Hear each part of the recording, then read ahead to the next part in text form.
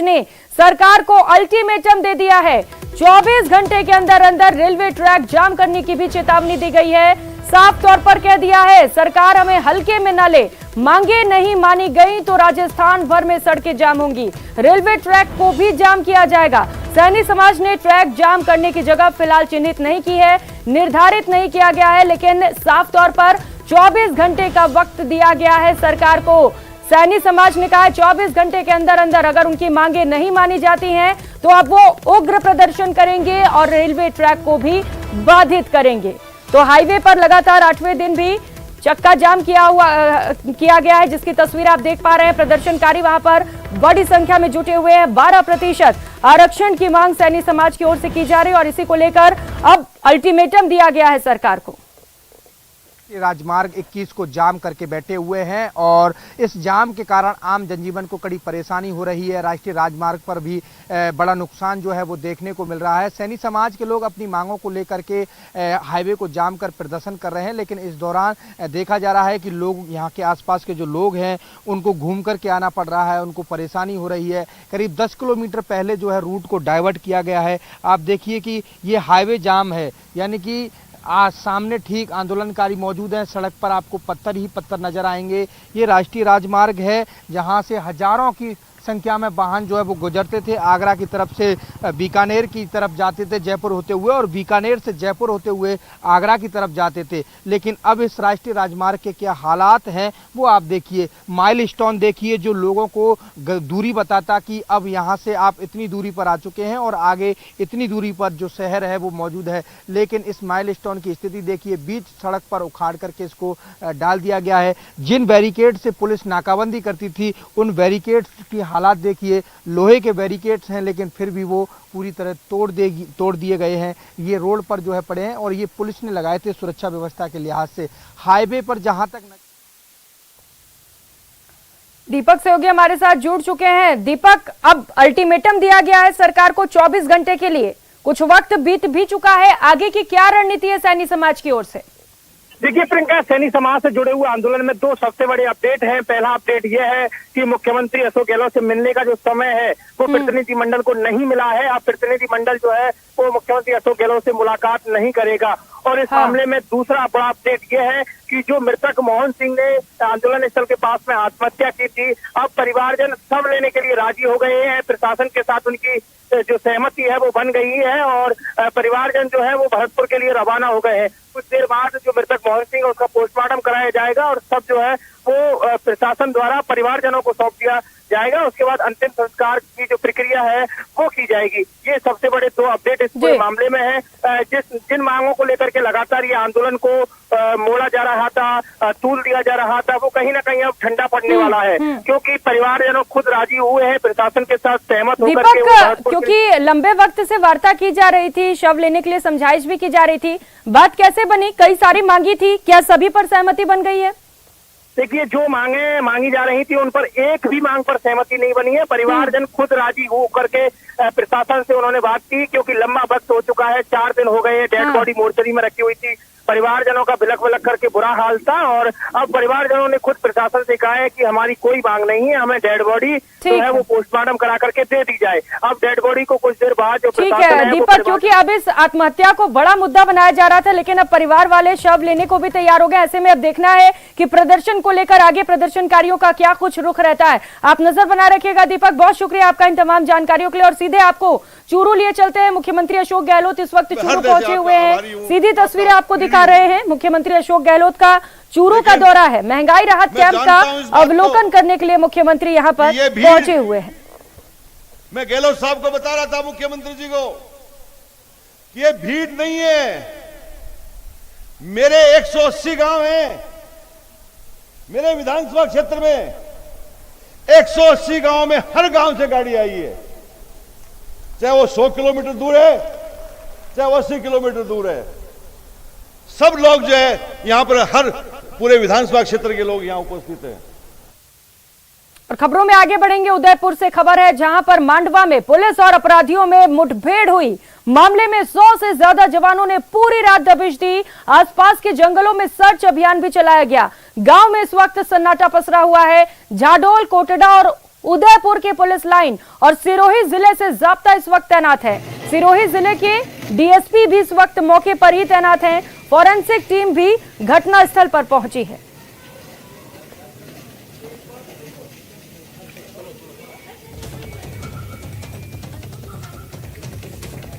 तो पुलिस और दबंगों के बीच मुठभेड़ हुई और लगातार पुलिस की ओर से दबिश दी जा रही है गिरफ्तारी के लिए। लेकिन अब तक हैरानी की बात यह है कि एक भी जो बदमाश है वो पुलिस की गिरफ्त में नहीं आ सके हैं। 100 से ज्यादा जवानों ने पूरी रात दबिश दी और तलाशी अभियान अभी भी जारी है।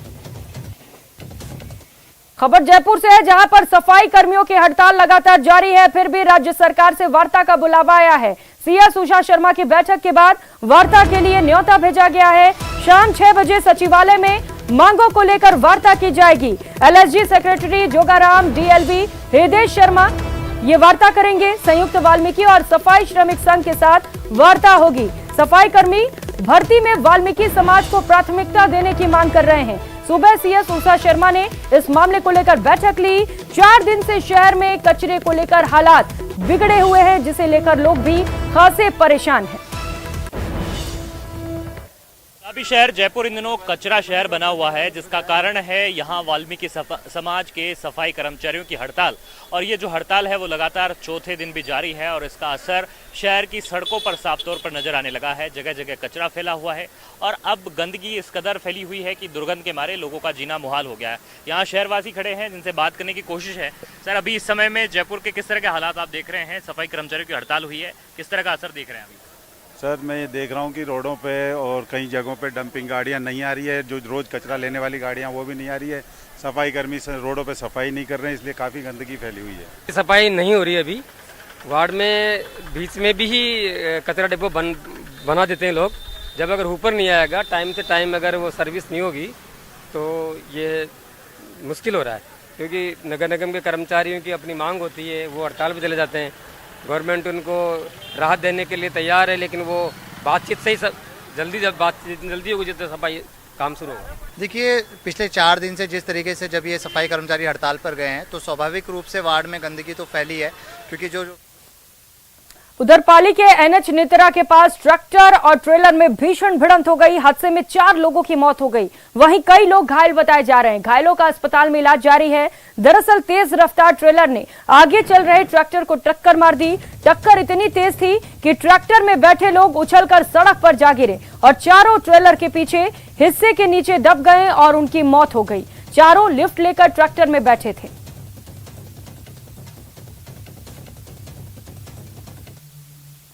और अब एक ऐसी खबर आपको बताने वाले हैं जो आपको सावधान करने वाली है।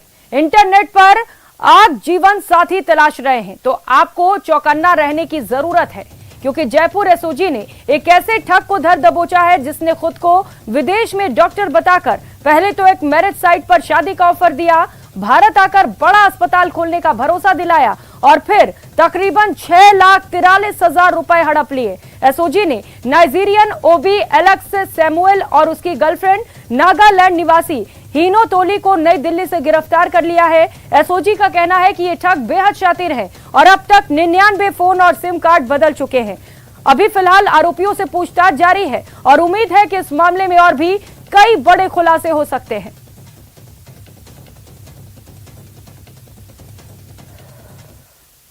और शाहपुरा से खबर है, जहां पर पुलिस ने शहर में संचालित कैफे हाउस पर रेड मारी। पुलिस ने कैफे संचालक समेत कुल 10 लोगों को गिरफ्तार किया है। यहां कैफे की आड़ में अनैतिक गतिविधियां चल रही थी। कार्रवाई के बाद कैफे संचालकों में हड़कंप मच गया। जानकारी के मुताबिक पुलिस को लगातार इन कैफे हाउसों में चल रही अनैतिक गतिविधियों की जानकारी मिल रही थी। इस पर पुलिस ने टीम गठित कर इस कार्रवाई को करते हुए शाहपुरा आरके कैफे में छापा मारा और इस दौरान पुलिस ने कैफे हाउस संचालक समेत कुल 10 लोगों को गिरफ्तार किया, जिनसे लगातार पूछताछ जारी है। सूचना मिली थी जिस पर मैंने टीम भिजवाया, जाकर सोहेल जी सब इंस्पेक्टर हैं, उनको टीम को भिजवाया था। तो उनके नेतृत्व में वहां चेक किया गया तो करीब 10 व्यक्ति जो हैं इस कार्रवाई के तहत गिरफ्तार किए गए हैं, जिनको सभी को संदेह के आधार पे 151 में गिरफ्तार किया गया है, जिनमें एक कैफे संचालक है जिसको भी साथ में गिरफ्तार किया गया है। और अब आपको लेकर चलते हैं जैसलमेर के जवाहर अस्पताल में और जानते हैं कि गर्मी में पीने के पानी का अस्पताल में क्या इंतजाम है। जब न्यूज 18 की टीम ने रियलिटी चेक किया तो चौंकाने वाले तथ्य सामने आए। जवाहर अस्पताल कैंपस के मेन गेट पर पानी के लिए प्याऊ तो बनाया गया है, लेकिन वार्डों के आसपास पानी के लिए कोई व्यवस्था नहीं है। मरीजों और उनके परिजनों को मजबूरन पानी की बोतल खरीदनी पड़ रही है। वहीं अस्पताल में कूलर तो है लेकिन खराब पड़े हैं। छाया के लिए लगाए गए टिन शेड तो हैं, लेकिन वहां लगे पंखे बंद पड़े हुए हैं। ग्रीष्म ऋतु शुरू हो चुकी है और अब गर्मी के दिन है, तपिश भरे दिन है, लोगों को परेशानियों का सामना करना पड़ता है। इस वक्त हम जैसलमेर के जवाहर चिकित्सालय में रियलिटी चेक करने पहुंचे तो देखने को मिला कि कूलर अब तक तैयार हो रहे हैं, जबकि वार्डों में लग जाने चाहिए थे। और गंदगी का आलम तो है ही, साथ ही साथ गर्मी जो है वो लोगों को परेशान कर रही है। देखिए किस तरह अभी तक कूलर के स्टैंड हो या फिर कूलर हो अब तक तैयार करने में ही लगे। मैं बरामदे की तस्वीरें भी आपको यहाँ पर दिखाना चाहूंगा, किस तरह से जो है लोग बरामदे में सोने को मजबूर है, क्योंकि बाहर जो है वो धूप है और बैठने के लिए कोई उचित व्यवस्था नहीं है। जो मेन गेट पर टीन सेट लगा है उसमें भी जो है वो पंखे नहीं लगे हुए। बहुत ज्यादा है क्योंकि कूलर भी है लेकिन वो चल नहीं रहे हैं और उन्होंने बताया कि कूलर है जो रिपेयर के लिए दिए हुए हैं, बट हमको जैसे पंखी है, गर्मी के कारण हमको परेशानी झेलनी पड़ रही है। डॉक्टर्स का क्या कहना है? आपने मांग की होगी कूलर को लेकर, स्टाफ ने क्या? स्टाफ ने हम मांग तो अभी तक हमने नहीं की, किसी और ने की होगी लेकिन हमने चुप है, अभी तक शांत है। जो भी अच्छे है ऐसे बोल रहे हम। वो गर्मी है, परेशानी है, लेकिन कूलर जो है वो केवल जो है दिखाने के लिए रखे गए। एक भी कूलर अभी तक लगा हुआ नहीं है। हमारे साथ यहाँ पर कुछ मरीजों के परिजन है, उनसे भी बात करते हैं। भैया कितनी गर्मी है, क्या कूलर वूलर लगाए अभी तक अस्पताल में? क्या तो भाई साहब बहुत ज्यादा है, यहाँ पे कूलर वगैरह है नहीं, फैन भी नहीं है ऊपर। अब ये चारपाई है तो एक साइड में पड़ी है, यहाँ पे कोई कूलर वगैरह कुछ नहीं है। इतनी तपिश भरी गर्मी है। और रुक लेते हैं इस बीच मिल रही बड़ी खबर का। भरतपुर से बड़ी खबर है। सैनी समाज